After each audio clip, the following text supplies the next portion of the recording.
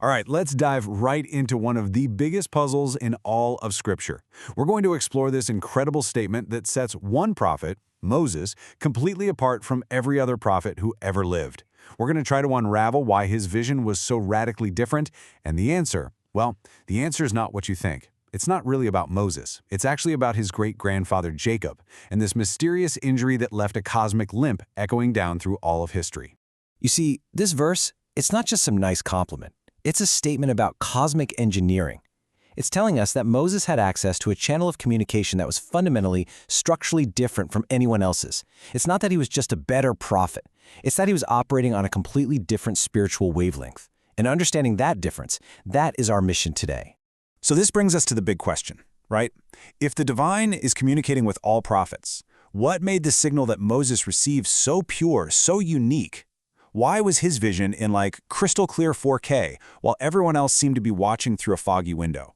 To figure this out, we have to become cosmic detectives. We've got to trace a signal back through time to find the real source of the interference. So here's our game plan. First, we'll look at the two distinct tiers of prophecy. Then, we're going to get into this amazing Kabbalistic idea of a prophetic lens. From there, believe it or not, we're tracing the distortion in that lens all the way back to Jacob's famous limp. We'll map this whole thing onto the spiritual wiring diagram of the universe, the Sephirotic, and finally, we'll see why this cosmic glitch made the giving of the Torah not just important, but absolutely necessary. So let's get into it. Okay, first things first, let's get the technical specs of prophecy straight. The text itself is incredibly precise about how Moses' connection was different from everybody else's. And again, this wasn't just a matter of getting a stronger signal. It was an entirely different type of connection. So check this out. For Moses, communication was face-to-face, panim el panim. The mystics explain this means he was getting pure, unmediated data. Not in riddles, the text says. No filter, no symbols to decode, just the raw information. But for every other prophet, they received transmissions in a dream, in a vision. Their prophecies came wrapped up in metaphors. Think of Jeremiah's boiling pot or a vision of an almond rod.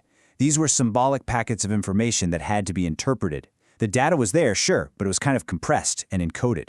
Now, to explain this difference, mystical texts like the Zohar bring in this powerful metaphor, the aspaklaria. You can translate it as a lens, or a looking glass, or a speculum. The idea is that every prophet sees the divine through an aspaklaria, but, and this is the whole point, not all lenses are created equal. There are two very distinct kinds. So just imagine this for a second. Picture Moses standing in a field of pure, transparent light. The divine transmission is coming to him through this perfectly polished, radiant crystal lens. There's zero distortion, no color shift, no loss of resolution. He's seeing reality exactly as it is. It's like the difference between some grainy old VHS tape and a brand new 4K Ultra HD Blu-ray.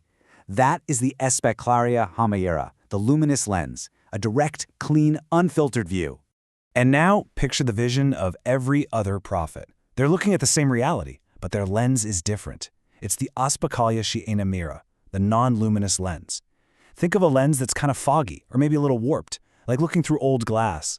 The light still gets through, but it's diffused, it's flickering, there's static, there's signal noise. The essential information is still there, but it's degraded. And it takes this huge amount of effort to try and reconstruct what the original image was. So, okay, we have two lenses. One is perfectly clear, the other is clouded. This explains what was different about their visions, but it brings up a much, much deeper question. Why? Why was the lens cloudy for every prophet except Moses? What cosmic event happened that introduced this permanent static into the divine broadcasting system? And the answer is it's completely unexpected. The root cause of that foggy prophetic lens isn't found with the prophets themselves.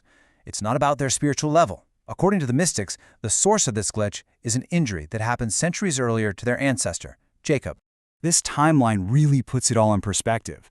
First, way back, Jacob wrestles with a spiritual being, and his thigh is permanently injured. He limps for the rest of his life.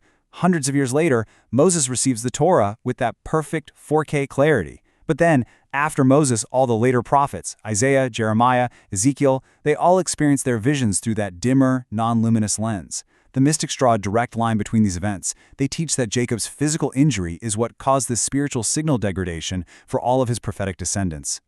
Okay, so here's the absolute key. Jacob's limp, it wasn't just a personal injury. It was the physical sign of a spiritual event. A blow was struck that didn't just hurt a physical body, it actually damaged a spiritual channel. These mystical texts explain that the injury introduced a permanent, structural flaw into the very network that transmits divine consciousness into our world. It was a cosmic glitch.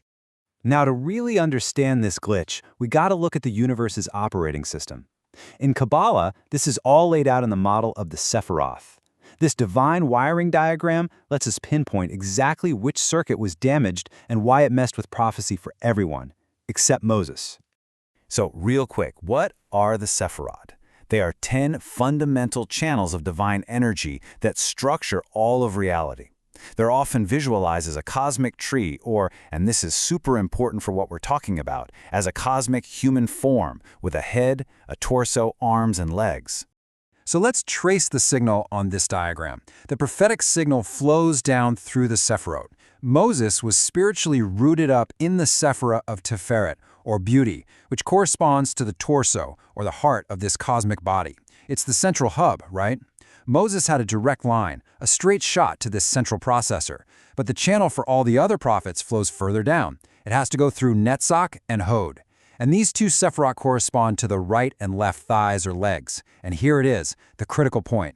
The mystics teach that Jacob's wrestling match caused a cosmic injury precisely in these channels. His physical limp was the outward sign that the very legs of the divine structure, the pipes for all later prophecy, had been permanently weakened. Let's put this in a modern tech analogy, which makes it super clear. Moses' connection is like a direct fiber optic line plugged right into the main server. He gets a pure, high bandwidth data stream with zero packet loss, total clarity. The later prophets, though, they're connected to the same server, but their signal has to run through an older, damaged copper wire, those weakened channels of Netzach and Hod. Their connection is like a glitchy DSL line with static and data loss. It forces their minds to act like a modem, trying to piece the original message back together through symbols and riddles. Or, hey, here's another way to see it, a video game analogy. Moses is a player with a perfect head-up display, a HUD. His map is clear, his objectives are listed perfectly in 4K. The other prophets, they're players on the same server, but their gear got damaged in that ancient battle. Their HUD is flickering with static.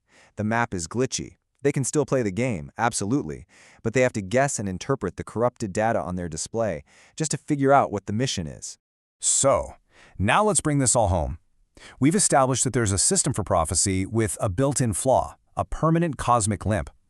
This reality created an absolute necessity for a different kind of divine transmission, one that can bypass the damaged channels completely. I mean, the logic here is just inescapable.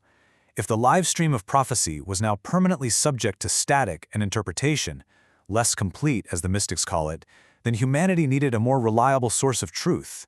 A stable, primary, uncorrupted signal was now required. We needed a master blueprint, a divine source code that was free of any signal degradation. And that is the Torah. The Torah is that perfect signal. It had to be given through Moses, through his unique, uncompromised channel of Tiferet. It's the divine communication downloaded through the fiber optic line, not the glitchy DSL. The Torah itself is that pure and clear transmission, without riddle or parable. And it serves as the ultimate reference point, the stable operating system that all those later dimmer prophetic visions have to be checked against. It is the divine compensation for the cosmic limp. And this leaves us with a really fascinating final thought. You know, we often put so much value on personal mystical experiences, on visions, but this whole cosmic structure seems to suggest a different idea. Could it be that the most stable foundation for truth isn't a fleeting personal vision, which is always subject to the static of a flawed system, but instead it's a clear, unchanging, universally accessible text? A source code designed from the very beginning to transcend the limits and the distortions of any one person's perception. Thank you for joining us for this complete journey through the Pardes. We hope these ancient truths help you and your family improve your own dimensions this week. If you enjoyed this full chapter deep dive, please like, subscribe, and share which part of the journey touched your soul in the comments. We'll see you in the next chapter.